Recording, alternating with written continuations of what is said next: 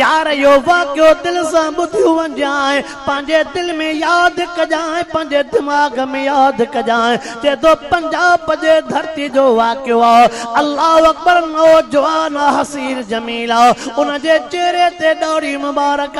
उन पंजाब जे नौजवान जी शादी काथे पई थे कराची में पई थे यार गाल बुधन जेड़े थी अल्लाह सही शलतो के मुके समूरन केड़ो इश्क नसीब फरमाए आमीन त जो पंजाब जो नौजवान जे टेम ते डन वठी करे कराची में पातान कराची में पहुंचण खां बाद में शादी तैयार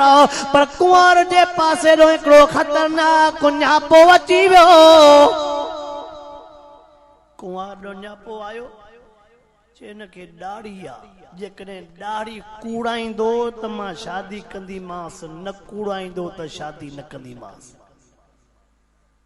शादी चवेसि इहो दाढ़ी कूड़ाईंदो त शादी कंदीमांस न कूड़ाईंदो उनखे सवरो भी चवे पो पंहिंजा ॿिया बि चवनि पिया वरी रखजांइ अॼु खणी कूड़ाए भेणा हेॾो मामलो आहे हुन चयो इहा त हिकिड़ी आहे पर हज़ारे घोरनि मिठे मोहम्मद जे सुन्नत खे हथ न लाईंदो हिकिड़ी घरवारी आहे अम्मा ऐलाज पई करेस अब्बो ऐलाज पो करेस जे तो अम्मा गलती न कर अब्बा गलती न कर अल्लाह अकबर जे तो अल मुखे यकीन अल्लाह मुझे महबूब जे सुन्नत जे मोहब्बत जे करे इंतजाम जरूर फरमाई दो अबे घणो जोर भरस ओ नौजवान खबर नहीं मता के जिंदगी जी आखिरी रात हुजे ओ वडड़ा खबर नाहे मता के जिंदगी जी आखिरी रात हुजे अल्लाह अकबर अल्लाह अबे के चई भला पैसा तडे अबे के चई तू भी जिद कयूं वेठो भला मुके पैसा तडे जे पैसा कोन थी जे मुके आइन चवे तो मुके भी आइन पर अबे के चई मुके कुछ पैसा तडे अबे जे लियासा त हे यार वने तो दाढ़ी मुबारक कूड़ाण पर नौजवान जे दिल में छाए हुआ त रब जे ज़ात के खबर आ अबे जे किसी में जेके पैसा दई छे हाय हाय उतो बे पासे काडे न वियो सीधो ही टैक्सी करे एयरपोर्ट ते आयो चंगे लाहौर को जहाज वञण वारो हाय हाय वाह रब तुझा कमाल तुझी कुदरत जहाज तैयार आ हिकड़ी सीट खाली आ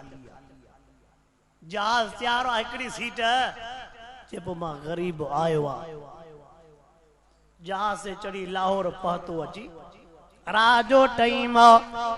हे त हाणे मस्जिद के ताला भी था अचनि छो त चोरनि जे करे मस्जिदियूं बंद भी थियंदियूं न त यार अक्सर करे अॻे मस्जिदियूं खुलियूं पवंदियूं तवज्जा कर ॻाल्हि यादि अची वई आहे त पूरी कयो रात जो टाइम सिधो अल्लाह जे घर मस्जिद में हलियो आयो वुज़ू करे बरकातूं नफिल पढ़ी नफिल में रोई करे सजे में रोई करे जदो अल्लाह मुझे सजे अमल जी तोखे खबर या ओ मुझा रब करीम महबूब जे सुन्नत जे करे जो त महबूब जा जुमला तो बुधायूं वना हदीस पाक जा लफ्ज तो बुधायूं वना फरमांदा मन अहब सुन्नती फकद अहबनी व मन अहबनी कान मय फिल जन्नत महबूब फरमायो जे मुझे उम्मती मुझे मोहम्मद जे सुन्नत सा मोहब्बत कई जो ते न मां मोहम्मद करीम सा मोहब्बत कई जे मां मोहम्मद करीम सा मोहब्बत कई साईं फरमाइंदा जन्नत में मां मोहम्मद सां कठे हूंदो कॾहिं पंहिंजे अकेलाप में इन्हनि शयुनि ते बि सोच महबूब सां जो जन्नत में कठे हुजां त ॿियो छा खपे अल्लाह अकबर रोई करे जदो मुंहिंजा रब करीम जदो वधीक तोखे पारत या वधीक तोखे पारत या जीअं जो निमाज़ पढ़ी करे सुतो मस्जिद में जवान खे निंड वठी वई लाहौर जो जमींदार हो पर नेक सालिह हो उन ख्वाब लधो को अल्लाह वारो चवे सो निंड मां उथ तुझी तमन्ना पूरी थी वही थी तुझो चवंदे त रब को नेक सालियो महबूब जे सुन्नत जो ताबेदार दे त मां न्याणी पढ़ाया उथ तुझो कम थियो थी ये तो जिए जो वो अल्लाह वारो जमींदार नेक सालियो हलाल जी कमाई खाइण वारो आयो डिठे देखो हमरा जवान सुतो पियो आहे उथारे करे चए पुट तू निंड न कर तू निंड पियो आहे मूंखे त तुझे करे निंड मों जागायो वियो पुट तू निंड पियो आहे पर मूंखे त तुझे करे निंड मां